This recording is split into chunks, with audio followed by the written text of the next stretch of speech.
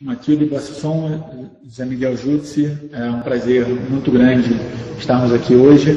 Essa mesa redonda é uma ideia organizada pelo Instituto de Estudos Arbitrais, ideia que é um conjunto de jovens árbitros que resolveu se unir para debater alguns temas polêmicos que as pessoas normalmente fogem.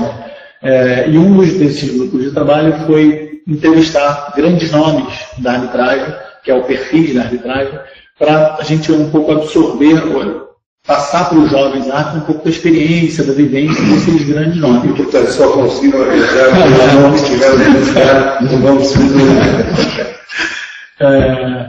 E eu acho que cada um de vocês em sua jurisdição, e não só na sua jurisdição, acho que no mundo afora é uma referência em arbitragem, e para o IDEA é uma honra enorme poder contar com a sua participação nessa entrevista e poder um pouco conhecer o seu perfil. E estamos aqui também com o apoio da OAB do Rio de Janeiro. A OAB tem um trabalho muito grande de promoção e democratização da arbitragem. Quando nós foi dado esse mandato de democratizar a arbitragem, a ideia é democratizar para cima.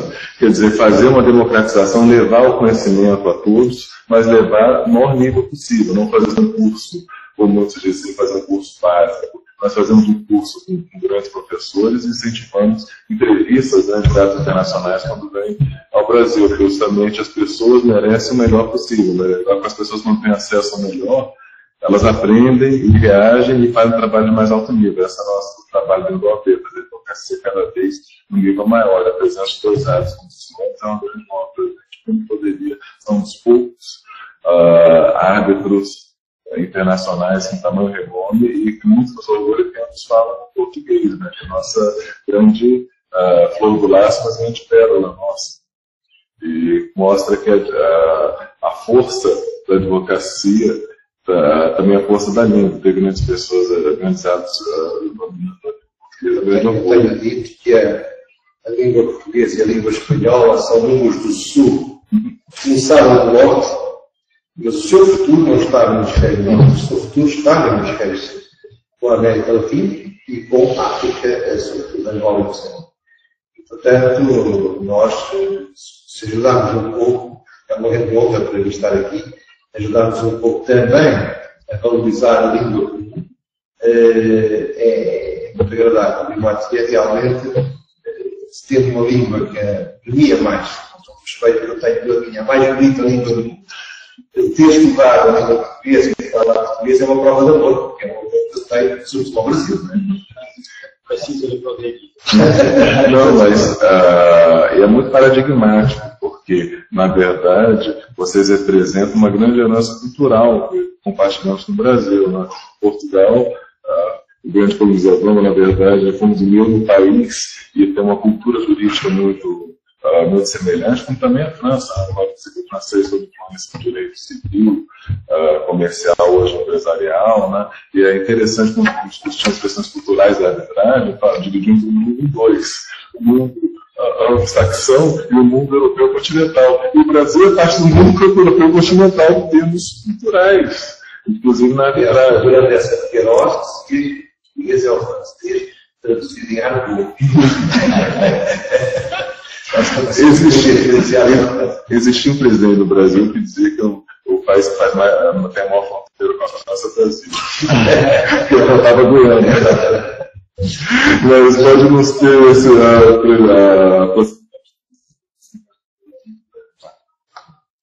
Bom, então, começando talvez essa entrevista, esse bate-papo, queria um pouco relembrar José Saramago, né, que ele tem um texto que ele publicou numa revista, e ele fala que todo leitor ele tem muita curiosidade e ele fica procurando o autor do texto em cada uma das palavras que ele está lendo.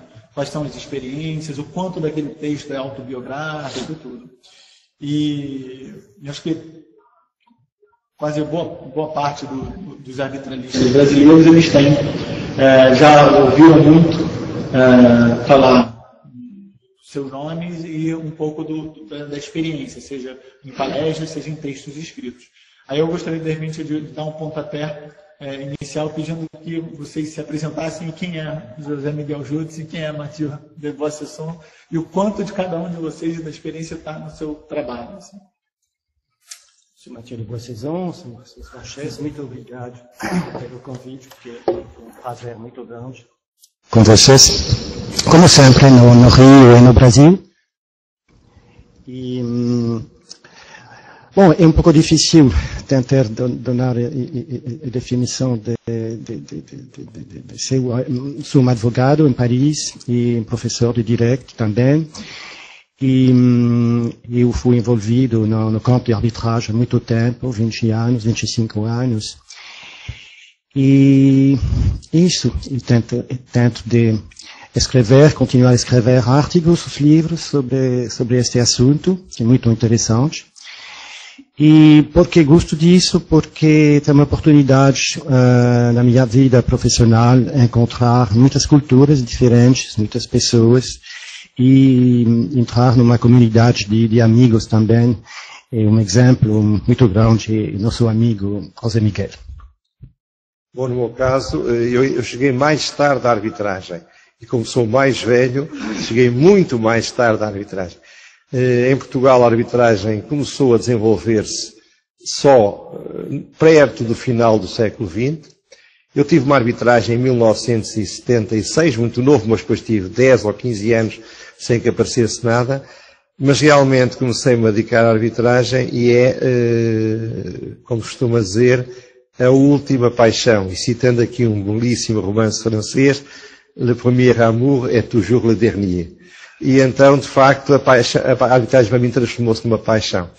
E isto que vocês estão fazendo, eu procuro fazê-lo também um pouco. Contribuir para a divulgação, para aumentar a comunidade arbitral e criar maior propensão à utilização da arbitragem pelas empresas. Essa é, creio que, a nossa missão da minha geração, porque, evidentemente, assim criamos um mercado maior e maiores oportunidades para mais jovens arbitralistas. E acho que desde o começo do nosso bate-papo, várias referências literárias surgiram. O José Miguel Jutzi mencionou essa de Queiroz, né? E, Mathieu, você é também um autor de romances e poesias, e tem acho que talvez o seu último livro, acho que é Échappée de Tuer, de Tuer, que acho que em português pode ser traduzido mais ou menos como Fugindo dos Assassinos. É um livro de contos maravilhoso e tem sido super elogiado na crítica francesa, que acho que talvez seja uma das críticas literárias mais rigorosas, né? E aí, enfim, aproveitando esse ensejo aqui de essa de Queiroz, enfim, e eu sei também que você é um apaixonado por Guimarães Rosa. Quem não é?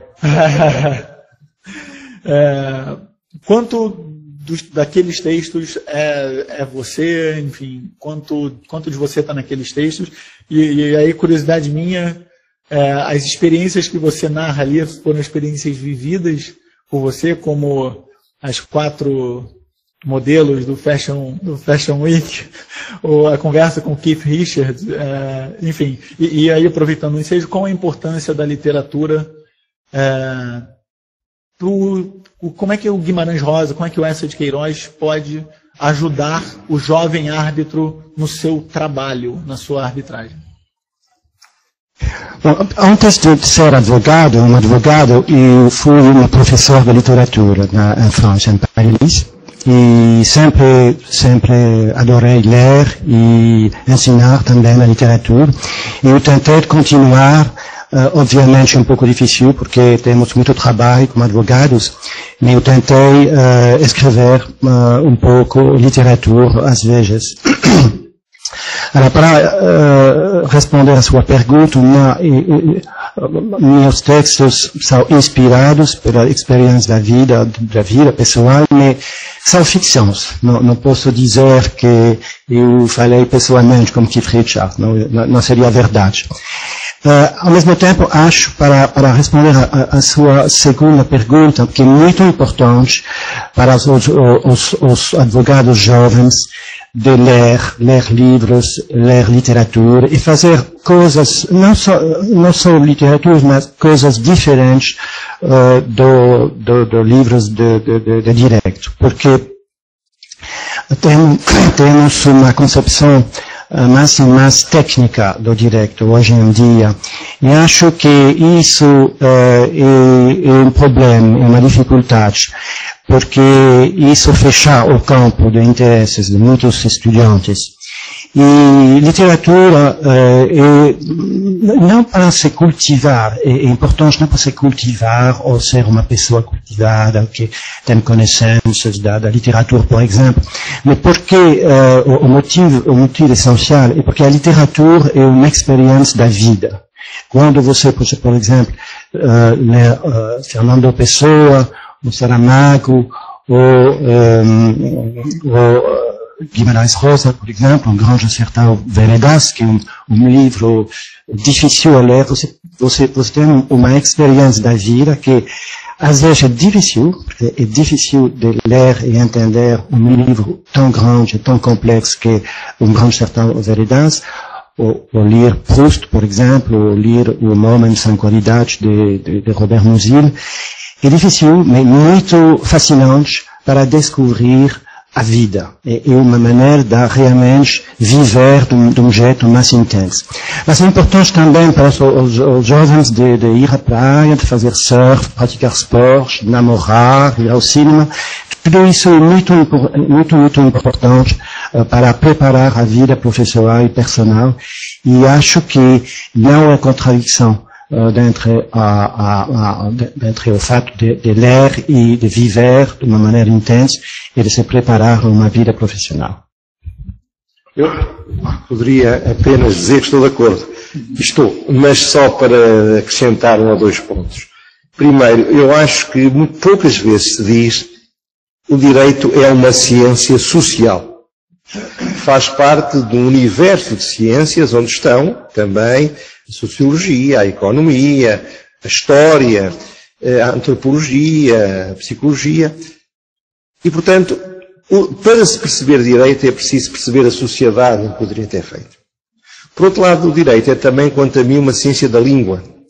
Porque o que nós fazemos é interpretar palavras, detectar o sentido que as palavras têm em termos objetivos, ou que têm na mente do legislador, ou que têm na forma como um destinatário, ou como o seu autor a quis significar.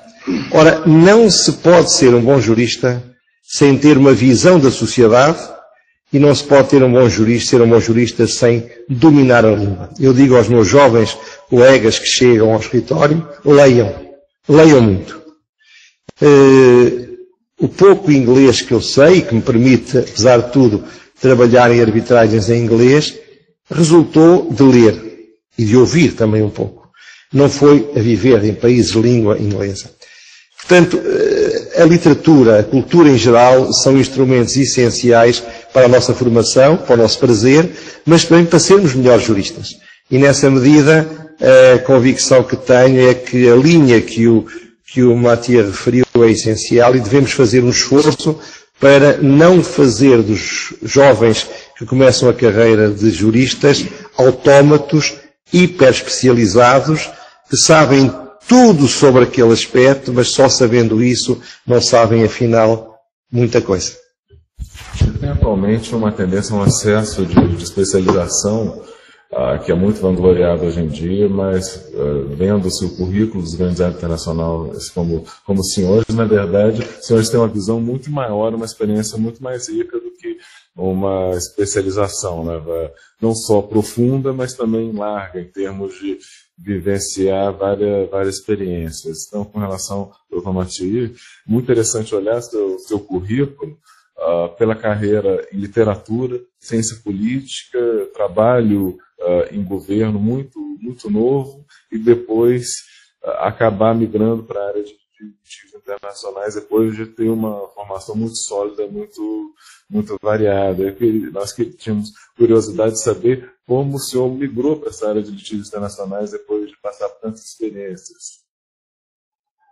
Na verdade, foi uma coincidência, porque eu tive a oportunidade de trabalhar para ganhar um pouco de dinheiro 2 ou 3 meses num escritório muito grande em Paris, que se chama Gilles Loiret Noël, há muito tempo disso, mas eu passei os meses de verão lá, e eu tive a oportunidade de me concentrar sobre um caso muito interessante a respeito da construção de um barco, de um cargo, de um barco muito grande, transportando gasolina e outras coisas.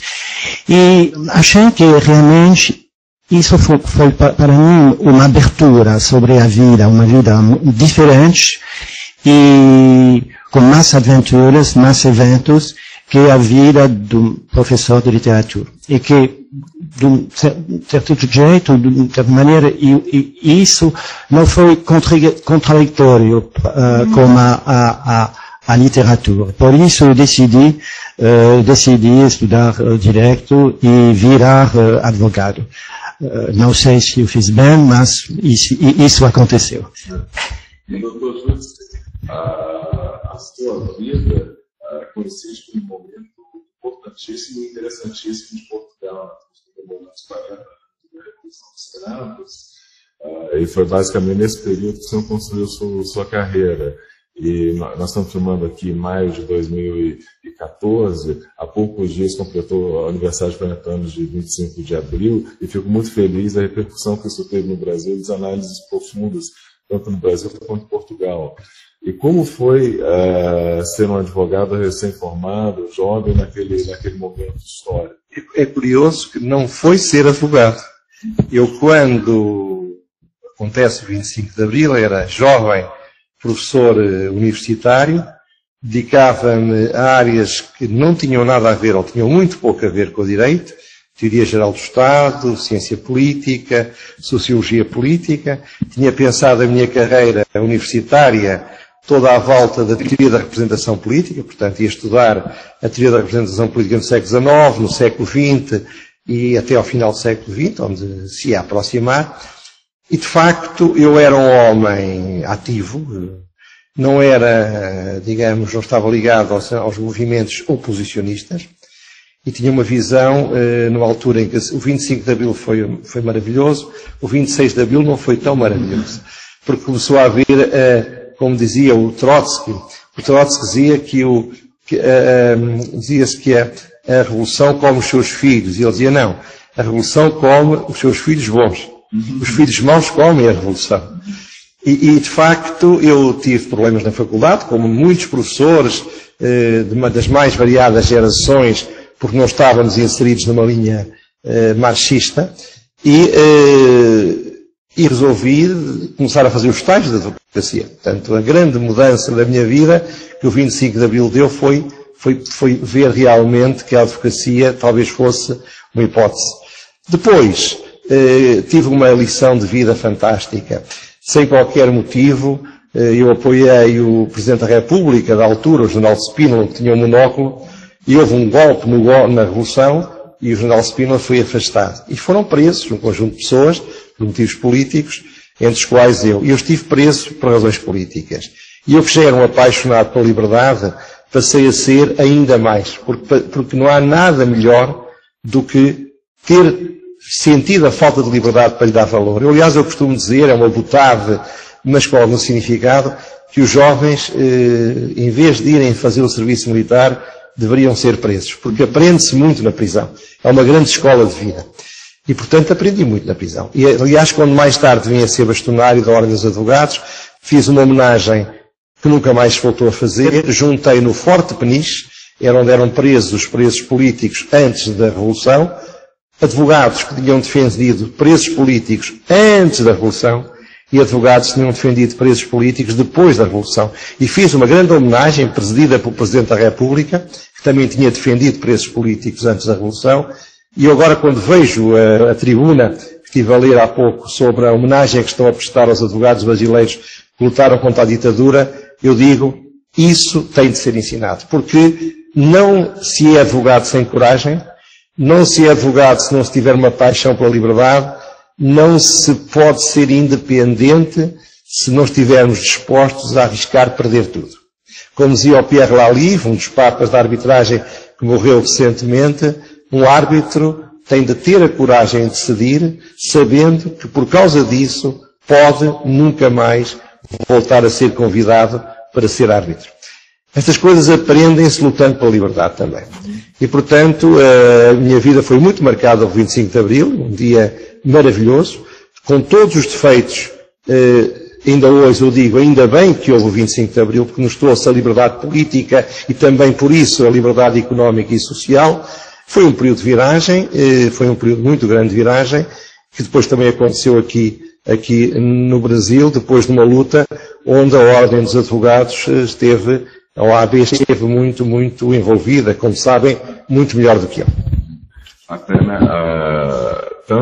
é impressionante o papel da AB, tanto na época do regime militar, tanto que um dos maiores atentados foram feitos, não nessa casa, que é essa casa que é da AB do Rio de Janeiro, mas a antiga sede do Conselho Federal, que hoje é a sede da Caixa, que é 2 prédios, com mortos. Como hoje em dia, né, a questão da Comissão de Verdade, que é importantíssima por algo que aconteceu, e existe uma pressão muito grande para se esconder. E nesse caso, tanto a Ordem de Portugal como do Brasil tem papéis de protagonismo. Sempre tiveram classe. E como foi a sua trajetória para chegar a bastonário da Ordem, na Milena descendo, o senhor foi um símbolo de Portugal como bastonário? Foi um acaso, em parte. Isto é, eu digo, um advogado está para o bastonário como um padre está para o Papa. Isto é, todo e qualquer bastonário, todo e qualquer advogado pode ser bastonário. E não sei se sabe que não é preciso ser padre para ser Papa. Pode ser Papa, não ser bastonário, porque pode ser cardeal sem ser Papa. Mas já não há séculos, embora o Pio XII tentou, mas depois desistiu, fazer o Jacques Maritain cardeal. Não sei se até sabias isto. Jacques Maritain. Ora bem, portanto, estava eu a dizer, e portanto eu era muito ativo na profissão, muito ativo na ordem, e um dia fui surpreendido por um conjunto de advogados, muito respeitados, de várias partes do país, que me vieram convidar para encabeçar um movimento para candidatar-me à Ordem dos Advogados e fazer um conjunto de reformas que eu achava que era importante. E eu aceitei, porque achei que eu não tinha feito tropa, e, portanto, tinha de dar ao país 3 anos da minha vida. E dei 3 anos da minha vida, praticamente deixei de advogado durante esses 3 anos, e recomecei outra vez com a frescura de ir outra vez conquistar clientes que tinham ido para outros colegas do escritório, que não ficavam à espera que eu tivesse tempo. E, portanto, foi um projeto de vida, foi um projeto estratégico muito importante, foi um momento muito bonito da minha vida, em que eu creio que lutei, era uma época muito difícil, eu não o previa, mas foi uma época em que foi descoberto um escândalo enorme de pedofilia e foram presas pessoas.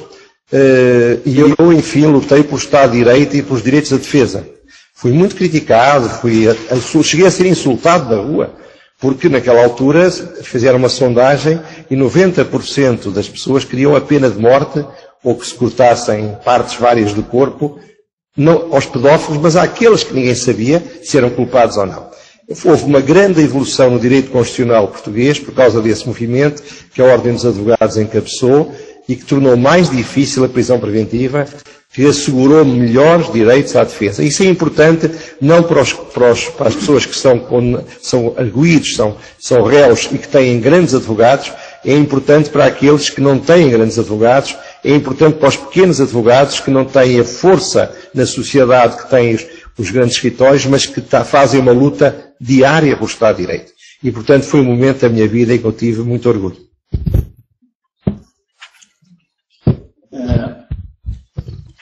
E, Júdice, se me permite, eu andei lendo muito a esse respeito e eu vi em algumas entrevistas que você deu em Portugal o quanto você é um defensor do direito de defesa. E eu me recordo até um episódio de um cliente que era crucificado publicamente e que foi, acho que, pedir que você lhe representasse, você falou, se você não conseguir nenhum advogado até amanhã, eu te represento. Né? A história foi ligeiramente diferente, mas foi isso. Isto era, eu era bastonário e havia um pedófilo uma pessoa acusada de pedofilia que nenhum advogado queria aceitar ser advogado dele. E eu disse à televisão, eu, em regra, não aceito defender casos de pedofilia, nunca aceitei.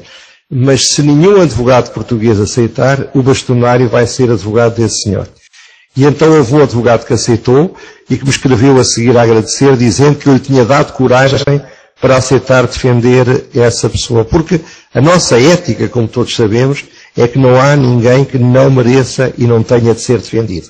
E por isso, acho que o advogado quer dizer aquele que é chamado para ajudar. Aquele que é chamado porque alguém precisa de algum apoio.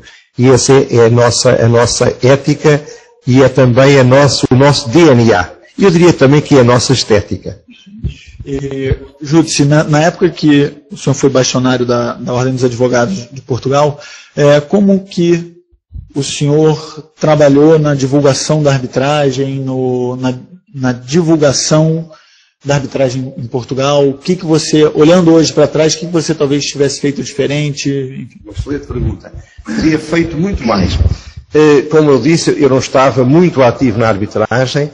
Aproveitei essa época para fazer uma pequena alteração cirúrgica, propor, e o Governo aceitou, uma alteração cirúrgica à lei da arbitragem, porque na altura, se uma parte intentava uma ação arbitral contra outra, tinha de dizer qual era o objeto da arbitragem.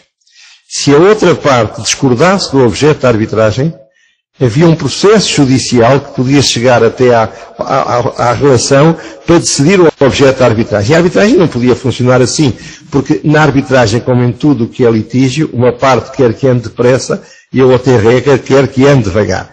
Portanto, acabámos com isso, entrando numa prática internacional. Mas se eu soubesse, se eu tivesse mais sensível do que estou, eu teria claramente tentado, nessa altura, fazer o que tentei e consegui muitos anos depois, no âmbito da Associação Portuguesa de Arbitragem, em que propusemos ao Governo fazer pro bono a nova lei da arbitragem voluntária em Portugal, que veio a ser feita depois de 3 governos, 3 ministros da Justiça, e que foi um trabalho coletivo da direção da Associação Portuguesa de Arbitragem. Teríamos feito a lei, então, cerca de 8 ou 9 anos antes, ou mesmo 10 anos antes da data em que foi feito. Aí falhei. Mas é interessante que mesmo antes da lei, Portugal viveu um florescimento muito menos que o Brasil. Porque no Brasil a gente tem a ideia que a arbitragem já estava desenvolvida em quase todos os países, mas seria uma jurisdição tão importante como Portugal, não. Né? Quais foram os motores desse movimento atual de Portugal? Eu julgo que foi, por um lado, o aumento da pedagogia arbitral. A formação de jovens advogados nas universidades e fora delas. Foi também a constatação de que, para certos litígios, os tribunais judiciais não estão muito preparados. Foi também a internacionalização crescente da economia portuguesa. A economia portuguesa, até à Revolução dos Cravos, estava muito fechada sobre si própria, como o Brasil esteve durante muitos anos. Mas o Brasil é muito grande, podia fechar-se sobre si próprio. Se nos fechamos sobre nós próprios, ficamos sozinhos. E foi também o próprio sucesso da arbitragem. Mas estamos muito longe, para não falar da França, que evidentemente é hoje em dia talvez um dos sítios, ou se não o sítio, a cidade de Paris, talvez o grande centro da arbitragem mundial, mas o Brasil também, onde eu sempre que venho cá aprendo muito, porque vocês estão uma geração praticamente à frente de nós. Em Coimbra, nos encontros que fazemos, já homenageámos vários arbitralistas portugueses, os pais brasileiros, os pais da arbitragem brasileira. Começámos com o Arnoldo Valdo, depois tivemos o José Carlos Magalhães, e este ano vamos ter, vou dar isto em primeira mão, o Hermes Marcelo Luque, e portanto iremos todos os anos, porque com eles aprendemos o que não sabemos e que ainda precisamos melhorar. E Paris, falando, a França realmente é o grande centro de arbitragem do mundo. E continua sendo, há muito tempo, continua sendo, sem perder seu brilho. O que faz Paris a meca da arbitragem? E como é que a gente pode aprender das boas lições de Paris? Bom, acho que Paris está continuando a ser uma praça importante, um lugar importante para a arbitragem internacional, mas podemos dizer que há outros outras cidades também, Londres e Geneva, e agora São Paulo, por exemplo, e Rio de Janeiro, são cidades muito importantes também. O que existe em Paris, certamente, já continuando, é círculo de professores, advogados, que continuam a escrever sobre a teoria de arbitragem. E isso realmente é uma coisa que aconteceu há muito tempo. Durante os anos 80, por exemplo, com Bertolt Goldman e Pierre Bailey e outros professores ou juízes especializados na arbitragem. E agora estamos continuando a ter círculo, meio ambiente muito favorável ao desenvolvimento de arbitragem, acho. Matheus, um dos textos de referência de toda e qualquer pessoa que pretende estudar arbitragem na França é o seu livro Le droit français de l'arbitrage interne et international, que hoje está indo para a sua terceira edição. E junto a esse livro você participou praticamente da fundação da área de resolução de controvérsias em 3 grandes escritórios, e escritórios são muito conhecidos e consagrados hoje em dia em arbitragem, que foi inicialmente o Gilles de Lorette, em seguida o Darrois e mais recentemente no Linklaters. Como é que você lida com essa necessidade de você criar um departamento de arbitragem em cada um desses escritórios? Qual é um passo que você considera, e se você considera importante para esses escritórios terem uma área especializada em arbitragem? E essa é uma curiosidade muito particular minha, porque eu tive muitos debates no meu antigo escritório a respeito da necessidade de se criar uma área de arbitragem e não uma área de contencioso, essas coisas todas, e eu queria um pouco, talvez, escutar nesse sentido, e também já deixar um pouco a deixa para o Zé Miguel, que, na verdade, acho que o perfil profissional do Miguel é um pouco diferente. Você, desde, acho que 3 anos de formado, se tornou sócio do PLMJ, que é um consagradíssimo escritório em Portugal, e até hoje é a referência e permanece no escritório, e um escritório que também é muito conhecido, a área de arbitragem, e aí eu deixo um pouco as características de cada um, assim, para expandir. Com minha equipe de advogados, passamos de 18 anos a Darrois, que é um escritório muito especializado no campo de fusões e aquisições e também no campo litigiosos de arbitragem, mas foi um escritório de 50 advogados, e por isso foi muito interessante receber uma proposta de Linklaters para contribuir ao desenvolvimento internacional da arbitragem a Linklaters. E sempre achamos que é muito importante de oferecer ao cliente um departamento, um grupo de advogados realmente especializados nos campos de arbitragem, que realmente tem experiências muito precisas, muito fortes no campo de arbitragem internacional, porque agora os grupos internacionais realmente têm que resolver litígios muito complexos, às vezes nos países que ficam muito longe do sede dos grupos, das empresas, e isso requer realmente uma experiência muito forte no campo de arbitragem. E minha preocupação também foi de criar uma equipe de advogados de diferentes gerações, porque é uma equipe de amigos, realmente, e organizar a passagem dentro das gerações, que, na verdade, os advogados, eles trabalham com pessoas da mesma geração. E agora, nas empresas, no grupo de empresas, há pessoas que têm realmente responsabilidades altas, já quando eles têm 40 anos, 45 anos, às vezes 35 anos, E por isso é realmente importante oferecer ao cliente a impressão e convencer o cliente que ele pode trabalhar com uma equipe de advogados de diferentes gerações. E ao respeito de mim, eu acho que uma preocupação no futuro também para incitar, para facilitar a carreira dos advogados mais jovens. Acho que é um dever para mim de facilitar, de organizar isso de uma maneira que seja realmente favorável para eles. Esta pergunta foi muito curiosa e demonstra que um advogado que se treina a fazer cross-examination dá um bom entrevistador. Porque nunca ninguém tinha feito essa pergunta em muitos anos de vida e de entrevistas. Ora bem, eu faria uma comparação com o marinheiro. O marinheiro é alguém que parte para o mar, que vai a muitos portos, que aproveita muitas marés, mas tem sempre um porto de abrigo, tem sempre um sítio onde volta. Pelas características várias da minha vida, eu tive uma vida muito acidentada, muito diversa.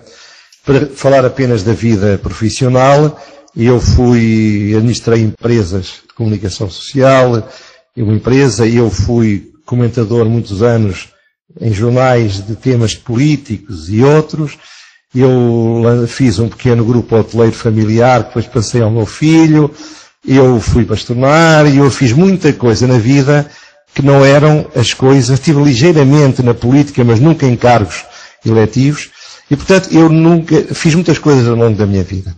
E a advocacia foi durante uma fase da minha vida o meu porto de abrigo.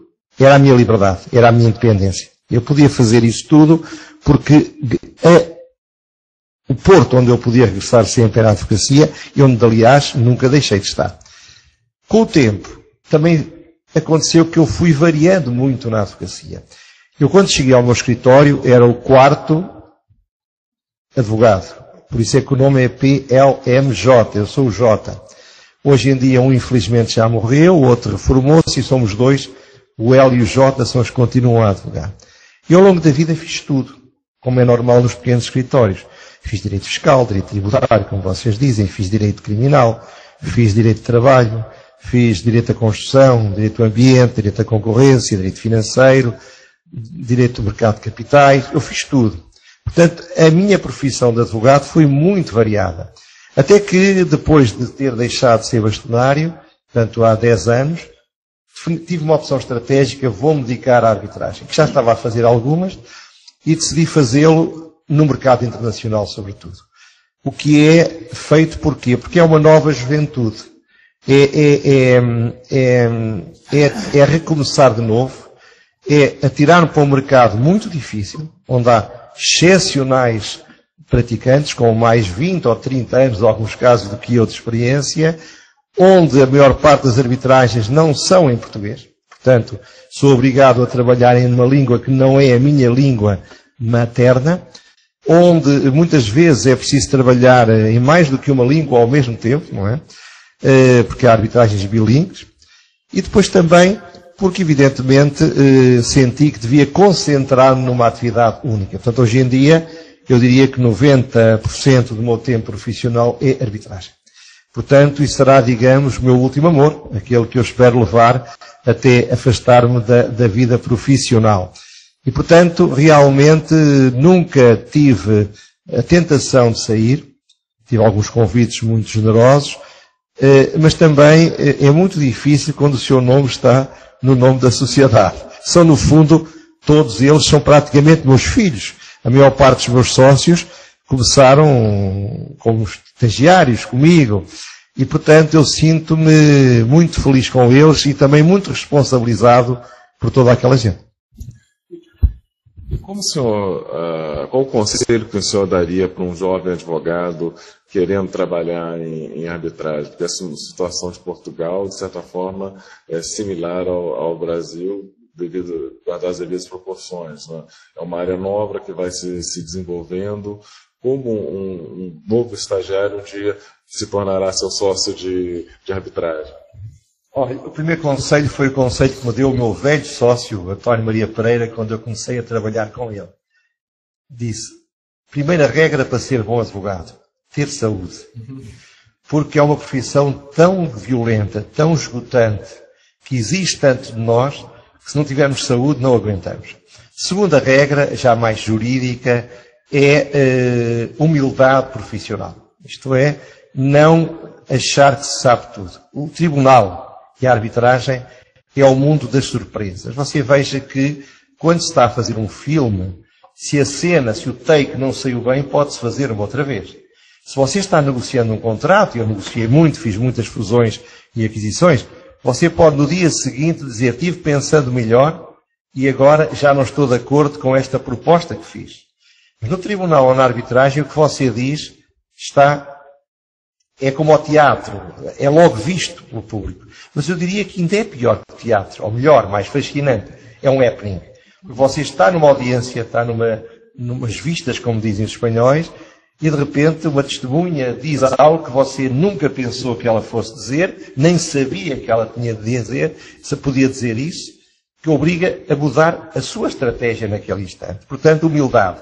Humildade. Segunda questão, ou terceira questão, é muito importante que tenha uma formação pluridisciplinar. Já foi dito aqui pelo Mathieu e eu apoio. Eu tenho dito a alguns dos meus colegas mais novos que, em vez de fazerem LLMs, devem fazer MBAs em finanças. Porque a maior parte das arbitragens, pelo menos aquelas internacionais em que eu tenho estado, eu diria que a parte da quantificação dos danos é muito mais importante do que a questão jurídica. Por exemplo, em arbitragens de investimento, se houver competência, se o tribunal tiver jurisdição, a questão fundamentalmente é definir o montante de uma indemnização. Ora, a advocacia portuguesa está completamente impreparada, mesmo os mais distintos professores também estão, para analisar um pedido de quantificação de danos, ou para o definir, ou para fazer perguntas a um perito financeiro, ou para analisar o discounted cash flow, o OC, o IRR, enfim, todos esses conceitos sem os quais, hoje em dia, não se pode trabalhar no mundo da arbitragem. Portanto, a pluridisciplinaridade e depois trabalhar. E trabalhar, como eu costumo dizer, lamber papel. Gostar de lamber papel. Porque uma arbitragem tem milhares e milhares de documentos, milhares e milhares de relatórios. E é preciso que alguém conheça aquilo tudo. E eu, infelizmente, já não tenho memória para isso. Tenho de ser advogados mais novos. Mas o Matias sobre isso poderá seguramente dizer coisas bem mais interessantes do que eu. Concordo inteiramente. Não sei se posso. Concordo inteiramente.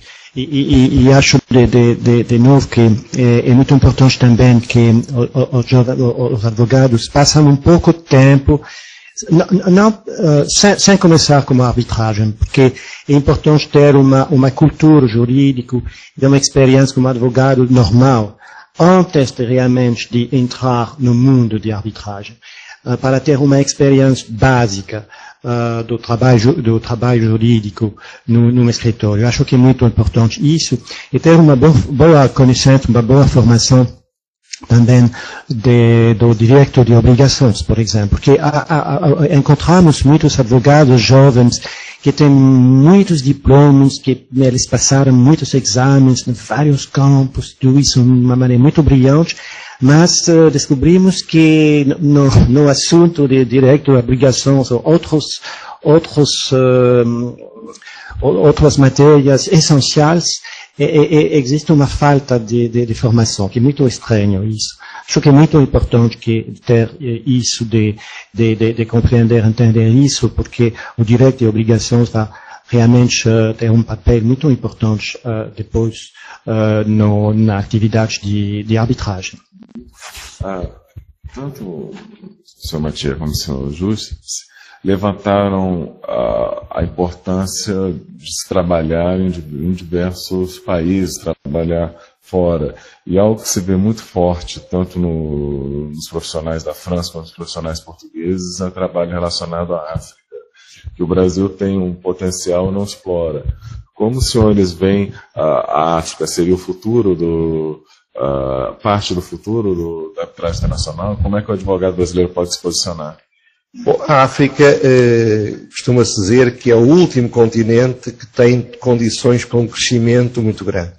E nos últimos anos tem melhorado muito em relação às décadas anteriores.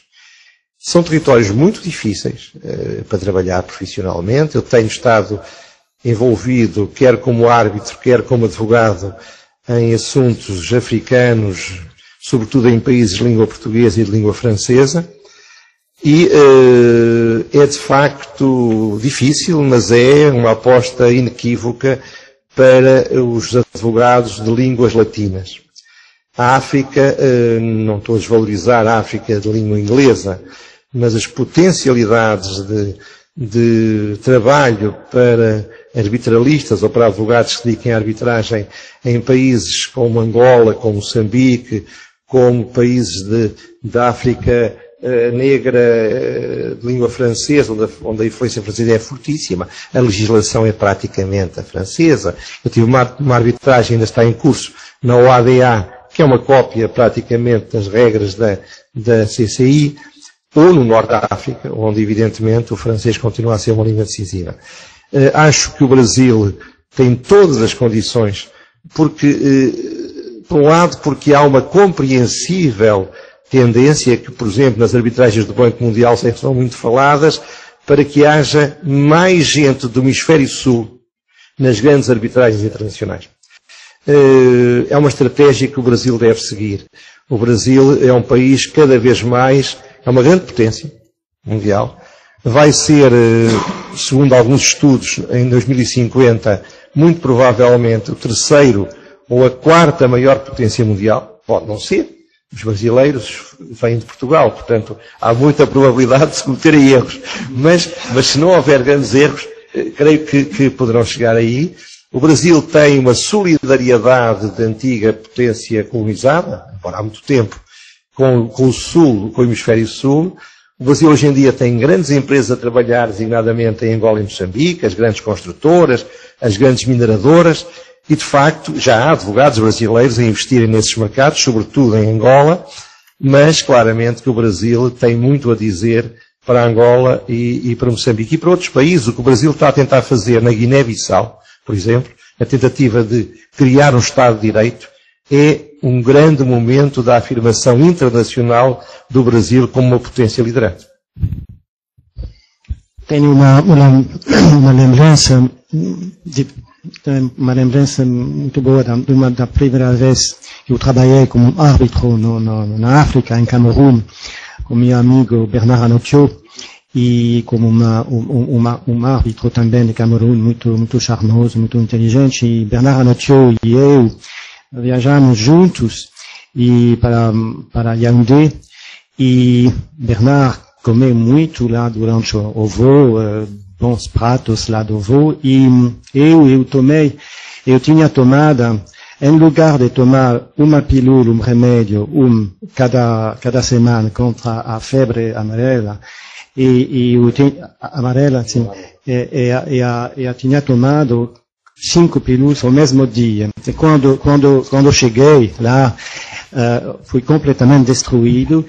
E Bernard, um pouco, ele tinha comido bastante, e a fim da aterrissagem, lá, a porta do avião abriu, e nosso árbitro de Camerún nos cumprimentou. Ele disse: sabe, temos um jantar enorme, porque minha esposa preparou um jantar extraordinário, e ele começou a descrever os peixes, as carnes e tudo isso. E Bernard disse: mas fantástico, muito obrigado, mas amanhã? Não agora. Sim, agora mesmo, vamos. E foi uma primeira experiência que foi um pouco difícil para mim. Mas eu tive outras experiências. Em Namibia, por exemplo, num caso muito interessante sobre para uma mineradora, uma empresa de minas, e na África do Sul também, no Marrocos.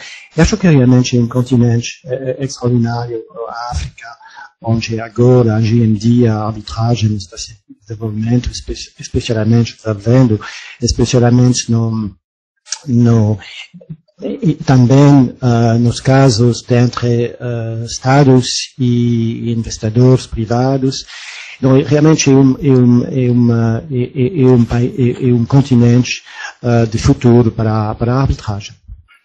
Aproveitando a deixa, acho que ambos mencionaram a arbitragem no âmbito do Banco Mundial e a arbitragem envolvendo o Estado e o investidor. Teve um intenso debate aqui no Brasil nos últimos anos a respeito do Brasil não ser signatário da Convenção de Washington e não participar desse mundo da arbitragem de investimento. E aí o debate foi no âmbito se o Brasil deveria ser signatário, se isso é interessante para o Brasil. Como é que os senhores veem essa discussão? Não sei como meu amigo José Miguel está vendo isso, mas não tenho certeza, na verdade, que o Brasil precisa de assinar uma convenção de ICSID, porque o Brasil é um continente, um país muito grande, muito potente, e o fato de não assinar este tipo de tratados ou de convenção internacional não vai impedir a atratividade do Brasil para os investidores. Não acho que na verdade o Brasil não realmente precisa de assinar estes tratados. Não sei como o José Miguel vai reagir. Eu estou de acordo numa visão inbound, isto é, o investimento estrangeiro no Brasil flui sem problemas, até porque, como o governo brasileiro e os brasileiros, meus amigos brasileiros têm dito muitas vezes, não há um único exemplo de um caso em que tivesse sido feita uma expropriação, uma nacionalização, sem um tratamento adequado em termos de indenização no Brasil. Portanto, totalmente de acordo. Eu viria à questão que pode ser diferente de uma visão outbound. Isto é, o Brasil é uma grande potência regional e cada vez mais é um grande investidor estrangeiro, sobretudo em África e até no Oriente. Ora, os tratados de proteção de investimento protegem as empresas brasileiras que vão investir noutros países. Há alguns exemplos em que isso fez falta. Não quero agora falar de exemplos, de casos concretos, mas sei de um caso, com um país sul-americano, onde uma empresa brasileira teve dificuldades de defender os seus direitos. Porquê? Porque como faltava um BIT, eu não estou a dizer que seja a Convenção de Washington, mas haver BITs, pelo menos com alguns desses países onde o Brasil investe, talvez seja, de um ponto de vista estratégico, para as empresas exportadoras, importante. Para quem quer investir no Brasil, estou totalmente de acordo com o Batlle, não me parece que faça falta. Não me parece que faça falta. E também é um facto que o facto de o Brasil não ser signatário de BITs, ou pelo menos não se ter ratificado e não se ter signatário da Convenção de Washington, na prática funciona um pouco como uma limitação, enfim, que não há nenhuma obrigação que assim seja, mas acontece para grandes praticantes da arbitragem de investimento no Brasil, grandes especialistas. Lembro de um livro com artigos muito interessantes e que muito me tem ajudado, publicado no Brasil, para serem mais chamados como árbitros para esse tipo de arbitragens. Os brasileiros são fluentes em várias línguas, muitas delas importantes para as arbitragens de investimento. E há uma dificuldade muito grande em selecionar árbitros, porque há uma das queixas que se faz da arbitragem de investimento, é que são sempre um pool muito limitado de árbitros que aparecem.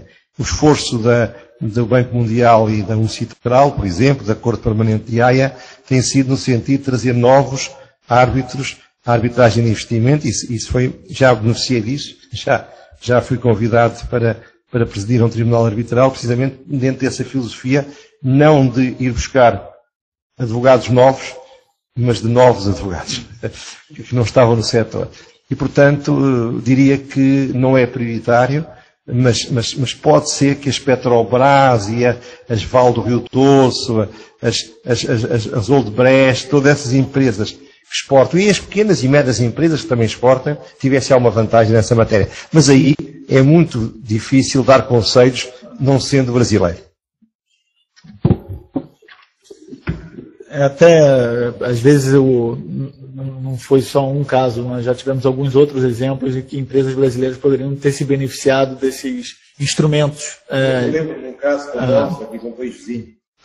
Pois é. Mas quando não falta o aparato, instrumentos legais de você ter acesso a esse mecanismo, e não só ao OICID, mas a um tribunal arbitral para ver o seu direito respaldado, muitas vezes falta interesse político do próprio país de garantir que as empresas vão atrás e possam ter esse acesso, né?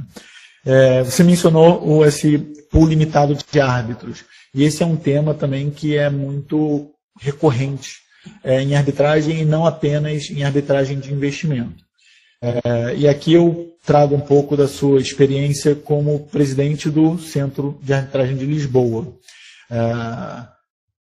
Como que vocês, na qualidade de presidente do Centro de Arbitragem de Lisboa, trabalha em torno dessa crítica recorrente à arbitragem, que é esse pool limitado de árbitros? E aqui eu pediria também ao Mathieu como é que ele encontra uma solução para essa crítica.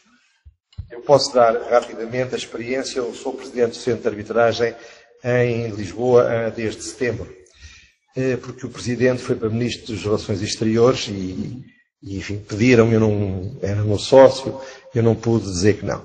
Ora bem, eu fiz várias coisas. Em primeiro lugar, fizemos um novo regulamento onde aplicámos o princípio da neutralidade.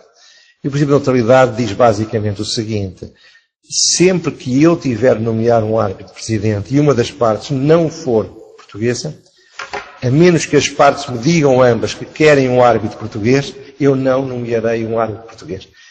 Por isso ampliei muito a lista de árbitros com nomes de árbitros de vários países capazes de fazer arbitragens em outras línguas.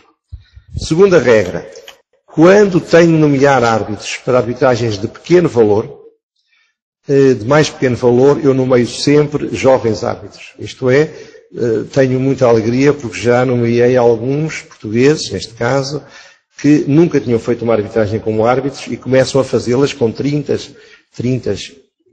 poucos anos. Terceiro ponto: a direção do Centro de Arbitragem, hoje em dia, somos 9 e há 4 que têm menos de 40 anos na direção do Centro de Arbitragem. E, portanto, vieram trazer um sangue novo.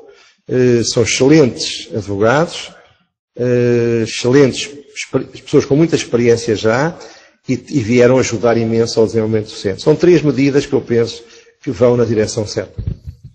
Não, concordo inteiramente. Acho que é muito importante alargar o número de árbitros também e dar a possibilidade também aos árbitros mais jovens ser envolvidos nesse tipo de arbitragem. Exatamente, isso, e acho que realmente é um caminho muito bom para solucionar os problemas que você indicou.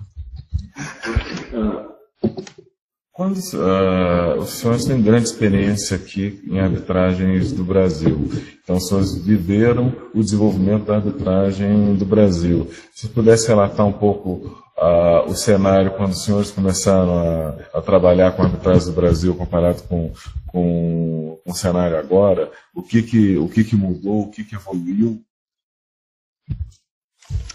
Eu comecei depois do ano 2000, quando fui nomeado, às vezes, árbitro em alguns casos de arbitragem entre empresas brasileiras e empresas de Europa, por exemplo, americana. E depois fui envolvido com dos advogados do Grupo Casino, no caso contra a família Diniz.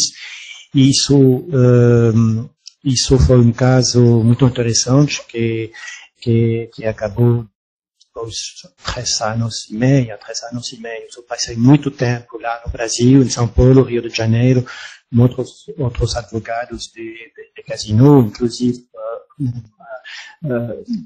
amigos e colegas advogados brasileiros. E, na verdade, o que descobri é a sofisticação que realmente a lei brasileira, primeiro a lei de arbitragem brasileira, é uma lei muito moderna, muito sofisticada. Isso foi sublinhado recentemente Albert Vandenberg, que fiz referência a isso. E também eu descobri também a sofisticação do direito brasileiro, do direito tributário, especialmente. Foi sobre o assunto, por exemplo, do joint venture, tudo isso. E tivemos uma cooperação muito eficiente e muito interessante com os advogados brasileiros. Eu gostei muito realmente atuar como advogado neste caso. A minha primeira experiência, e foi a minha primeira arbitragem internacional, nunca a esquecerei por isso, foi aqui no Rio de Janeiro. Fui nomeado presidente de um tribunal arbitral para um problema relacionado com o acordo Shareholders Agreement, um acordo entre sócios de uma sociedade que tinha concorrido e ganhado uma privatização, e tive a oportunidade de trabalhar com dois grandes figuras do direito brasileiro.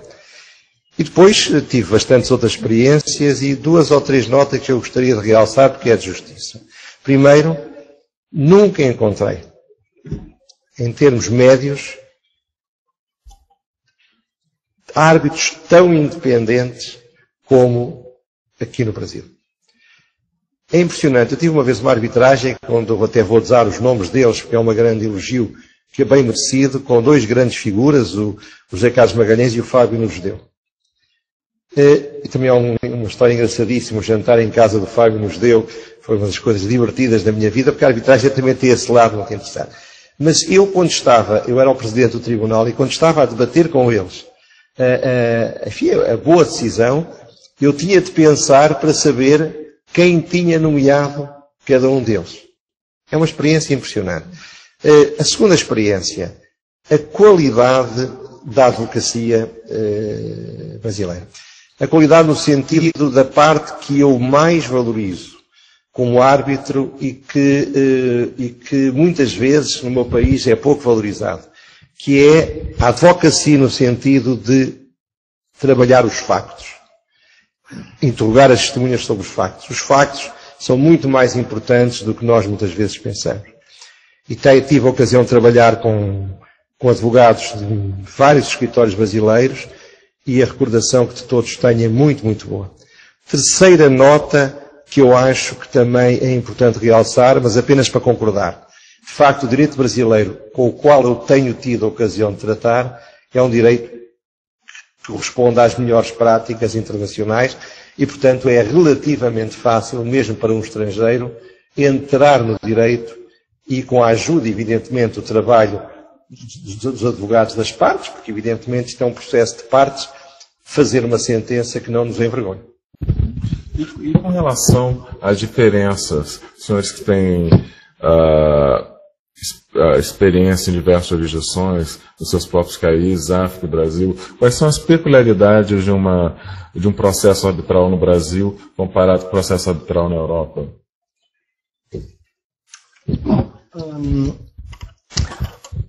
Fui impressionado, por exemplo, pela cooperação entre o sistema, o juiz e a arbitragem, previsto pela lei de arbitragem brasileira. Porque, por exemplo, quando o tribunal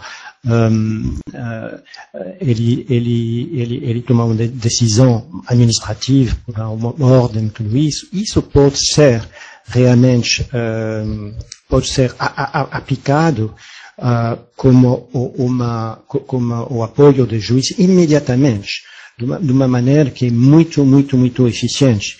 E como se esta decisão administrativa fosse uma sentença. Isso é uma coisa extraordinária, do meu ponto de vista.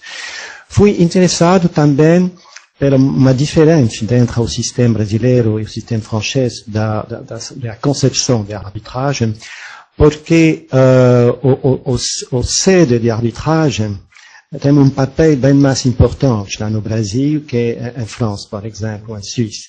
Quando uma arbitragem tem uma sede no Brasil, ele é considerado, você vai me corrigir se me enganei, como uma arbitragem doméstica. E como, quando você fica fora do Brasil, ele é considerado como uma arbitragem estrangeira. E na França temos um sistema completamente diferente com essa concepção de uma arbitragem internacional que pode acontecer na França, por exemplo, dentre empresas francesas. E temos também arbitragens domésticas, mas no qual o sede de arbitragem fica fora da França. Isso é muito interessante, acho, porque isso é uma oportunidade de entender, graças a Deus, que temos ainda diversidade no mundo de arbitragem. Esse ponto não é uma surpresa, porque o sistema português é muito parecido com o brasileiro, quanto à sede. Agora, duas notas. Uma para confirmar o que disse o Mathieu, a importância da relação que o judiciário tem com a arbitragem. Uma das minhas maiores surpresas profissionais fui convidado para presidir uma arbitragem aqui entre um banco brasileiro e uma empresa elétrica de um país da América Latina hispânica. E havia uma providência cautelar que tinha sido decretada por um tribunal estatal brasileiro. E no final da decisão, ainda o tribunal não estava constituído quando foi tomada, o juiz afirmou: peço ao tribunal arbitral, quando tiver constituído, que analise a minha decisão e, se entender conveniente, a altere. Eu não encontrei, até hoje, nenhum país no mundo onde o judiciário fosse tão capaz de dizer com esta naturalidade. E não a alterámos. Estava uma decisão que nos pareceu aos três árbitros muito bem decidida. Outra coisa que eu acho que é muito importante, e foi uma experiência que eu tive um grande orgulho, foi ver o Superior Tribunal de Justiça a fazer um evento, uma conferência sobre a Convenção de Nova Iorque, onde, para falar para uma plateia de 200 ou 300 juízes, estavam professores universitários, estavam advogados, muitos deles estrangeiros. Eu tive a honra de ser convidado para ser um dos oradores e senti-me muito orgulhoso por esse convite. Há uma abertura do judiciário à arbitragem que é muito positivo. Porquê? Porque eu digo sempre, assim como para outros efeitos se disse de maneira diferente, no final de uma arbitragem está sempre o judiciário. Nem que não seja chamado a estar.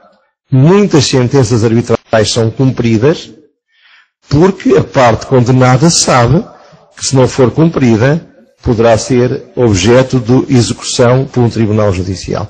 Portanto, como em França, aliás, há um caso mais polémico recente sobre a questão do challenge de árbitros, mas o judiciário francês, que eu tenho acompanhado, até como estou na CCI, na Corte vejo isso muitas vezes, é um judiciário muito conhecedor da arbitragem, muito sensível à arbitragem. E isso é bom, isso é muito importante. No nosso país ainda estamos um pouco, em Portugal, ainda estamos um pouco mais atrasados, mesmo se este ano vamos ter um congresso do Centro de Arbitragem, onde veio o presidente do equivalente ao Superior Tribunal de Justiça, ser uns oradores e muitos juízes, o que é uma experiência que até aqui era muito raro. Estamos numa fase de revisão da lei de arbitragem. Uma das provas de sucesso que os senhores estão falando é que as mudanças são muito pontuais. Aproveitando essa janela de oportunidade, o senhor veria algum tipo de aperfeiçoamento que seria positivo para a arbitragem no Brasil? Há um aperfeiçoamento que, aliás, foi-me pedido para colaborar num livro sobre esse projeto que está no Senado, ou estava no Senado, e eu escolhi o tema da publicidade na arbitragem. Porque, como sabem, foi criada uma norma que faz com que as arbitragens de direito público, que vão ser cada vez mais importantes aqui no Brasil, são sujeitos à regra da publicidade. Isso acho que é uma decisão que vai na boa direção. E isso parece-me que é positivo. Mas, como dizem os americanos, se não está variado, é melhor não tentar corrigir, ou if ain't broke, don't try to fix it. A lei está aparentemente boa com essas pequenas alterações. Eu concordo, acho que a lei, não conheço o projeto, os detalhes do projeto novo, mas acho realmente que a lei de hoje é realmente uma lei muito moderna, muito moderna. E com relação às câmaras de arbitragem no Brasil, como é que os senhores veem o desenvolvimento das câmaras de arbitragem, a qualidade de serviço? Porque existe um crescimento muito grande e as dores do crescimento. Então, como é que os senhores veem? É a altura de fazer um pouco de humor. Ainda não tive o privilégio de ser árbitro em nenhuma Câmara de Arbitragem brasileira, mas conheço-as todas, ou quase todas, aquelas Isso que depõe contra a Câmara. Isso eu conheço praticamente as que importam, as que interessam, entre as quais uma que conhecemos bem, os dois, e portanto tenho acesso à jurisprudência que sai delas quando é conhecida, através de processos judiciais, conheço os seus responsáveis, conheço os regulamentos, conheço as listas de árbitros, conheço os comitês que elas próprias organizam e não tenho dúvidas nenhumas que são câmaras que estão a desempenhar um papel muito importante numa sociedade que é tão grande, é um continente onde seguramente haverá outras câmaras que não merecem a mesma confiança.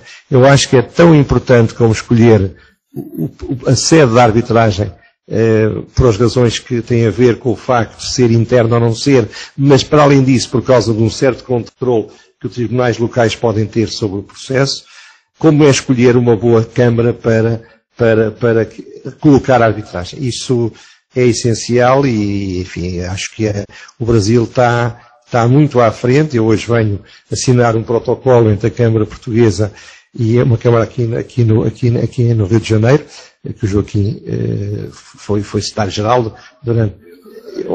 Agora é o Otávio que é, e portanto é uma Câmara com muito prestígio, até internacional, e portanto eu acho que não é por aí que o Brasil vai ter problema, não é por lado das câmaras.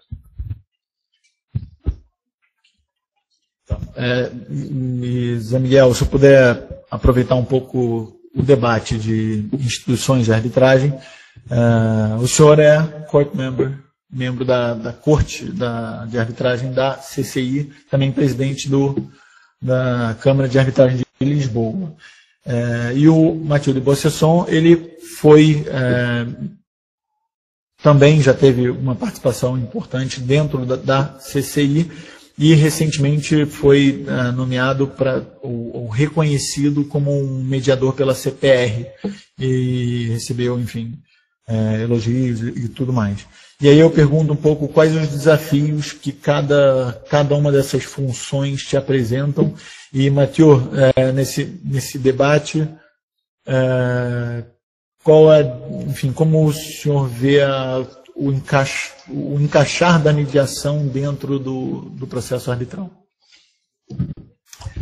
Primeiro, eu acho que há assunto que deveria ser certamente mais usados pelas partes, sistemas que deveriam ser mais usados, e porque regras como as regras da CCI, várias instituições oferecem às partes esta possibilidade, a possibilidade de fast track arbitration. Acho que é um assunto muito importante, porque algumas empresas reclamam do fato que a arbitragem se torna muito lento, às vezes, tudo isso, mas fast track arbitration é realmente um tema que foi explorado pelas regras de várias instituições, como a CCI, e isso é muito interessante.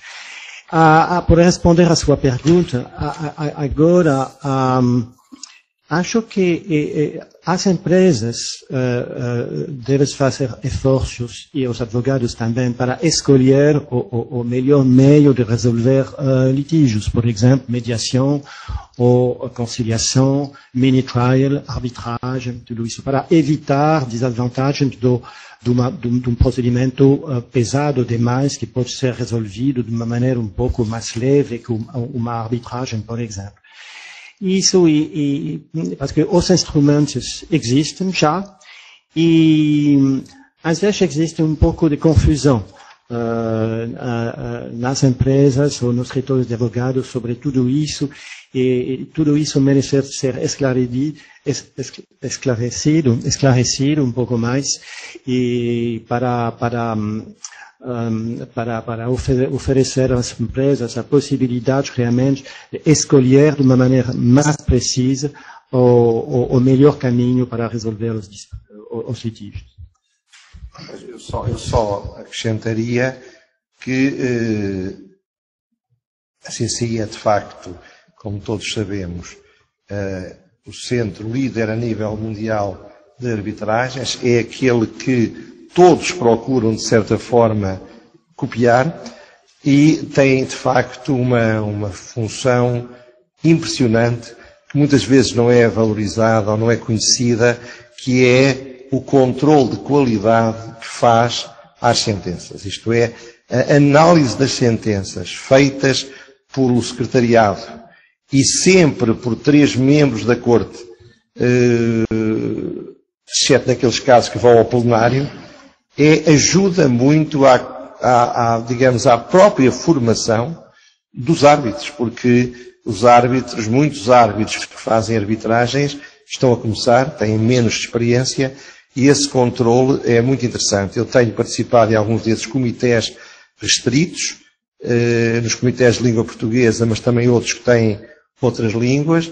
Hoje em dia temos um brilhante árbitro brasileiro, vice-presidente da CCI, o José Emílio Gomes Pinto, mas depois também a Selma Lemos e o João Bosco ali também fazem parte como membros alternantes da CCI, e portanto há um núcleo de árbitros de língua portuguesa que hoje em dia tem uma certa importância. O Valdo, foi evidente, o Arnoldo Valdo foi pioneiro nisso, e realmente para mim tem sido uma experiência que, enfim, provavelmente vai acabar, porque já fiz o 2º mandato, e já aquilo apesar de tudo dá muito trabalho, porque se alguém está num comitê, que há vários por mês, tem de ler, muitas vezes, 5 ou 6 sentenças, ver todos os problemas que se suscitam com challenge de árbitros, nomeação de árbitros, e são muitas horas, mas o que se aprende é realmente impressionante.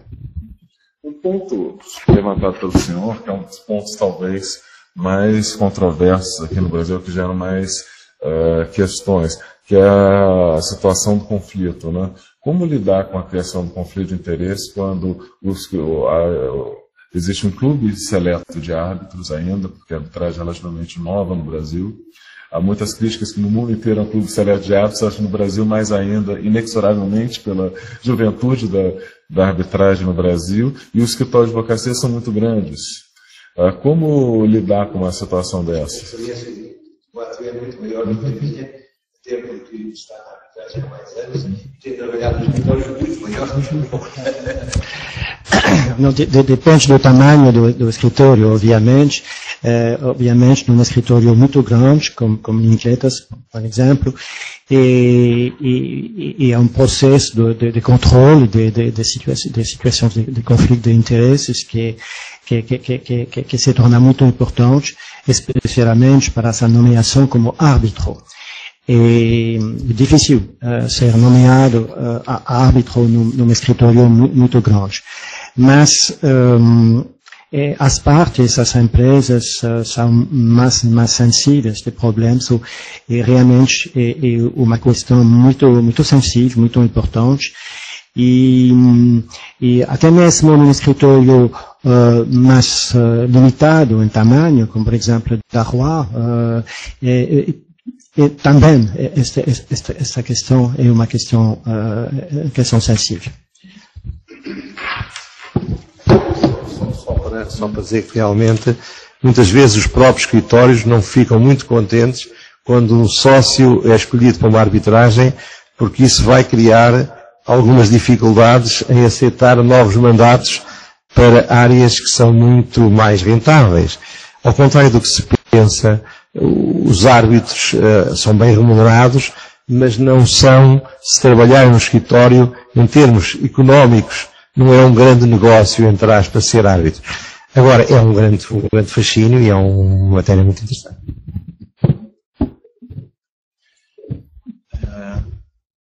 E aí, um pouco, boa parte do público do IDEA são os jovens árbitros, e esses perfis são um pouco direcionados aos jovens árbitros, né? Como que o que eles podem aprender com a experiência que vocês acumularam ao longo da vida.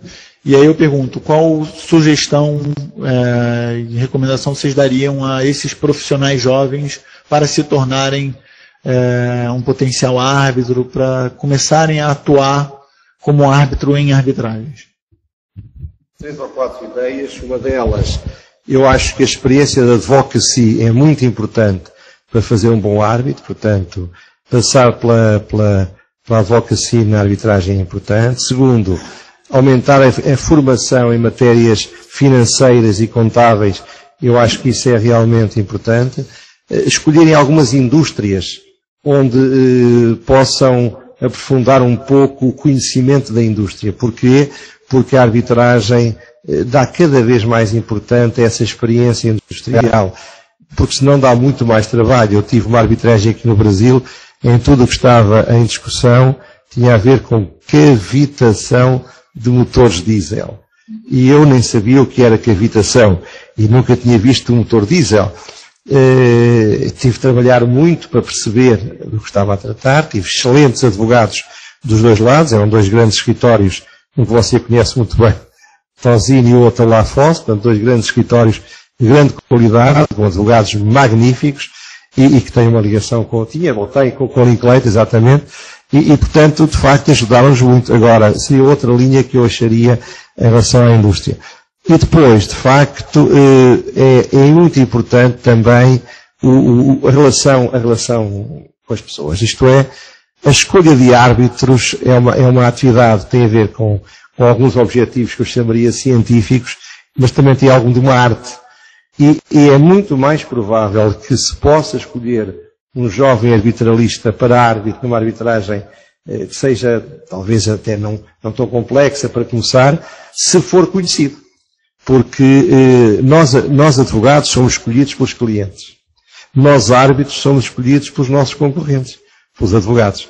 E por isso ter uma boa relação, sermos conhecidos um pouco é importante. Por isso é que estes eventos, estes encontros, estes congressos são importantes. E eu tenho conhecido muitos jovens advogados brasileiros, não posso aqui estar a dar muitos nomes que já vai longa a entrevista, mas que não tenho dúvidas nenhumas que poderão ser excelentes árbitros, ou são já neste momento.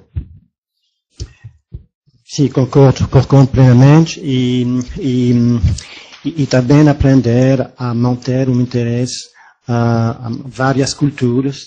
Isso foi um assunto que já abordamos lá começando a nossa conversa, que é muito importante para o jovem árbitro de respeitar culturas várias, respeitar línguas várias e para se preparar a aceitar estilos diferentes na maneira, no jeito de apresentar um caso pelos advogados, pelas partes diferentes. Isso é muito importante e vinculado, obviamente, a necessidade de ler, a necessidade de descobrir coisas diferentes na vida, para se preparar realmente a se afastar de uma concepção técnica demais da arbitragem. Já caminhando aqui para o encerramento da entrevista, até pelo horário, queria fazer um bate-bola super rápido.